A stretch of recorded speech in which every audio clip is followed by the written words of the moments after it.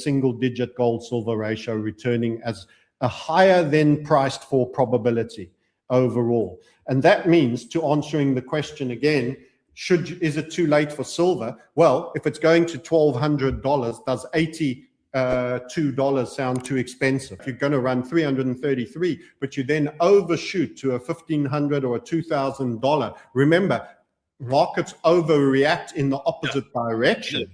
Everyone suddenly becomes silver is the god money and overreacts. There is a point where I will sell this. There is a price point. I don't know what the dollar represents at that time. I don't know what currency will be in force at that time. If it's still a dollar, a digital dollar, something else. But when measured to old dollar terms, it will be in 4 digits. However, in the silver trade, the narrative to me is pretty clear. We have a fiat and debt debasement, which is being reflected by gold. Gold is suitably well supplied generally, however, much of it, because of its value, is bullion stored and can come onto market. You actually have a real squeeze in production ability for the industrial segment of silver, which is a turbocharge on top of an already turbocharged vehicle, which is gold. The return of a single-digit gold-silver ratio is becoming a high-probability outcome, according to market strategist Francis Hunt. That raises a critical question. Is it too late for silver? Hunt argues no. If silver is ultimately heading toward 4-digit prices, then moves through $82 are early, not late. Markets historically overreact, and silver could overshoot to $500 or even $2,000 before settling. The backdrop is clear. Fiat currency debasement and runaway debt are lifting gold, while silver faces an added catalyst: a structural supply squeeze driven by industrial demand. This dual pressure makes silver uniquely positioned for an explosive repricing as monetary confidence erodes. Now, we present the clips from Francis' interview. Before we continue to discuss this, please subscribe to our channel and activate the bell icon for timely updates.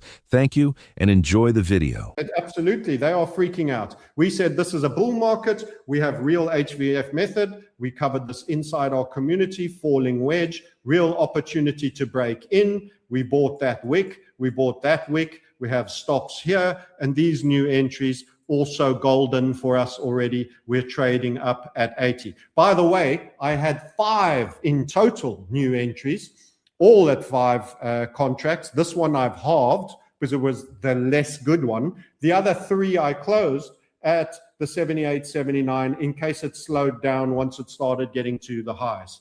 That is what is achievable to maximize. Everybody knows you can buy silver. You can probably go to Costco if they have stock and throw it under your bed. You don't need to pay me any money to learn how to do that. That's the rudimentary elements. I think you should do that. That's called investment silver. Here it is. Here's some ounces. I've got a 100 ounce here that I flash every now and then as well. The rest are somewhere safe. You can do your shoulder presses with that. But can you maximize in what looks like a parabola on the way up, whilst in that situation, so that you're sitting with a lock-in, a profit lock-in that was once a stop loss? That's showing 105. That one's got 88. And we're expecting the market to go higher, and those will be held till $333 or $1,200.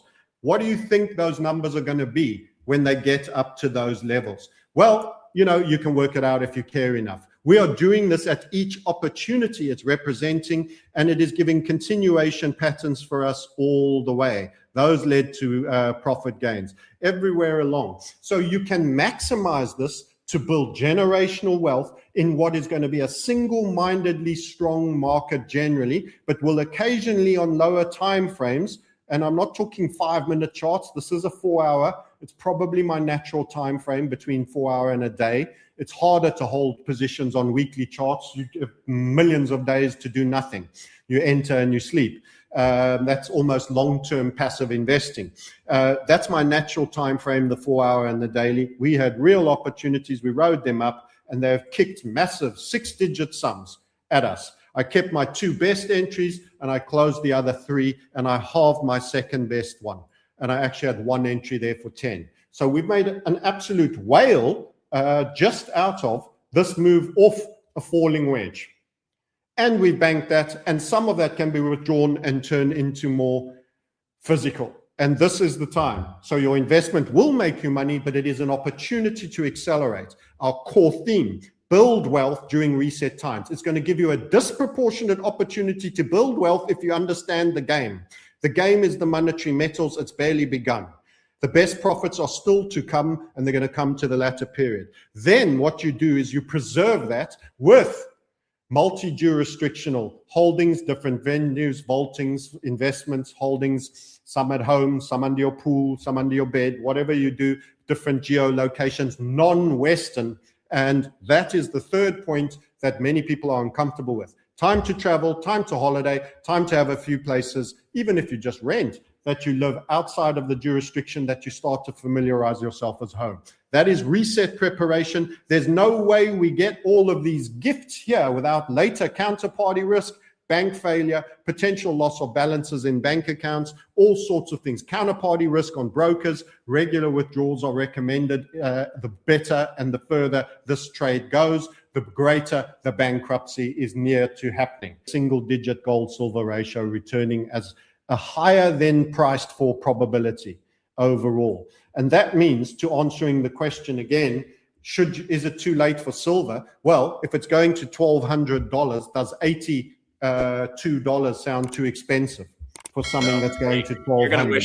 You're gonna wish you bought more. And the other thing you wanted me to address is the law of the parabola that we referred to very specifically. And this is the exponential chart that actually the largest part of your money is actually made in the last 5 to 10%. You'll make 50% of your profits in that final 5.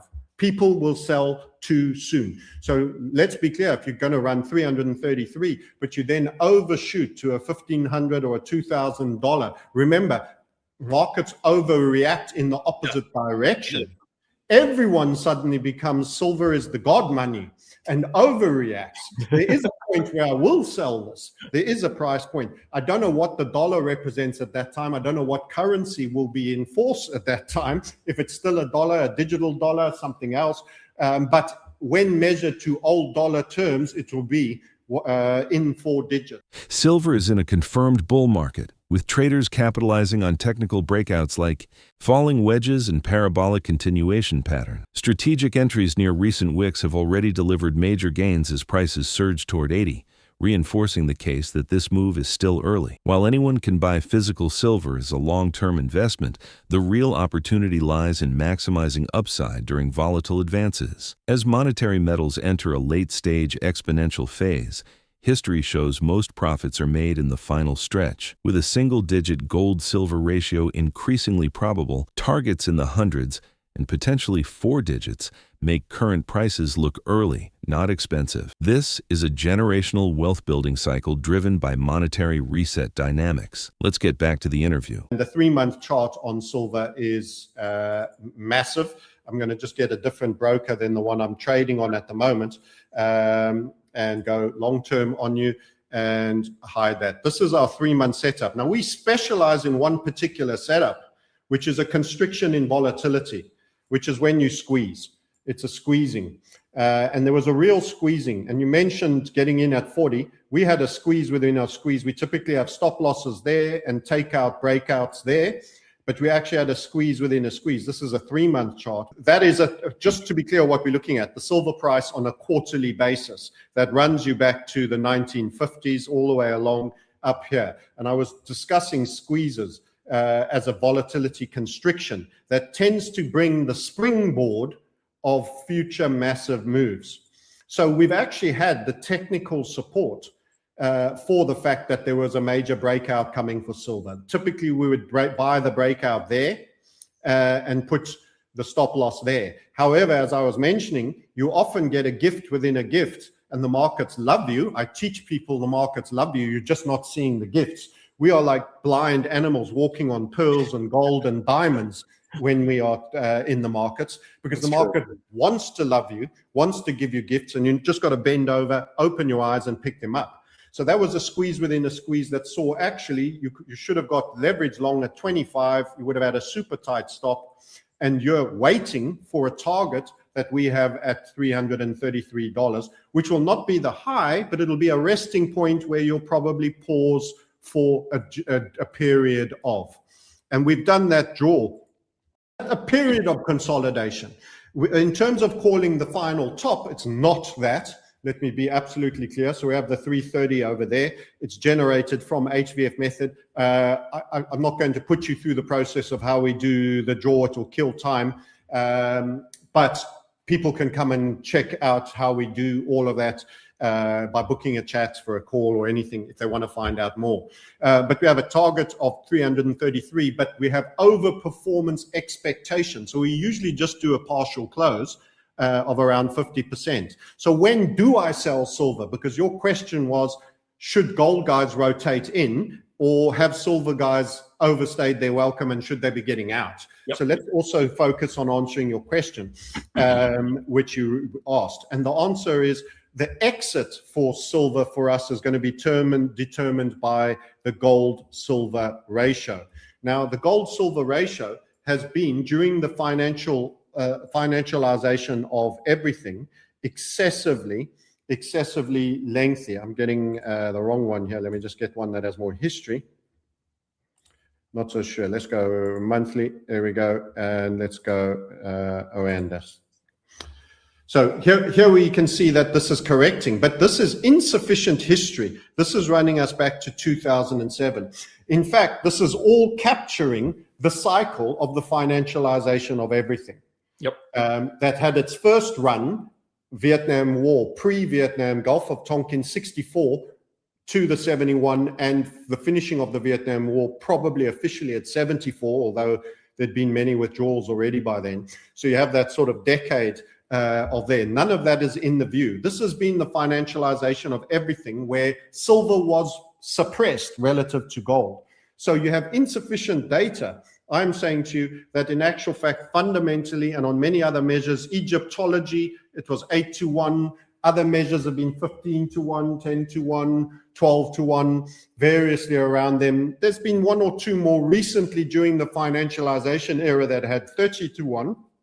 But that was still part of the suppression of silver era, when there was large amounts of silver above ground that could still be leaned on to be utilized. If you have excess inventory, you can always allow valuations to stretch on one of them being devalued because of that inventory. Once you've run it down, which is pretty much where we're at, and everybody says if you don't hold it in a vault inside your own country's borders, you don't have it, and there's now a run, you end up with a problem. And the supply side has been suppressed during this period. Actually, 60 to 70% of silver supply is as a byproduct. So that actually means you don't have very many dedicated silver miners. You have 30 to 40% of your total supply is coming from someone whose specific business is to extract silver.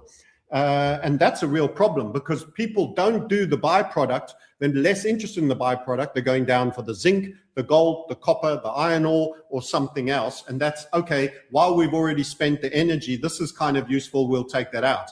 Silver's 3-month chart reveals a massive volatility constriction, a classic squeeze pattern that historically precedes explosive moves. This rare squeeze within a squeeze setup, visible on a quarterly chart stretching back to the 1950s, signaled a major breakout well before price acceleration. Such formations act as springboards for generational trends, not short-term trades. Technical projections point toward $333 as an initial consolidation zone rather than a final top. Exit decisions, however, will be guided by the gold-silver ratio, which remains distorted after decades of financial suppression. With above-ground inventories depleted and silver supply constrained, largely a byproduct of other mining, the structural case supports much higher prices ahead. Share your thoughts on their analysis in the comment section below. If you find this video informative, please support and turn on notifications to stay informed about our latest videos. See you in the following video. Thanks for watching.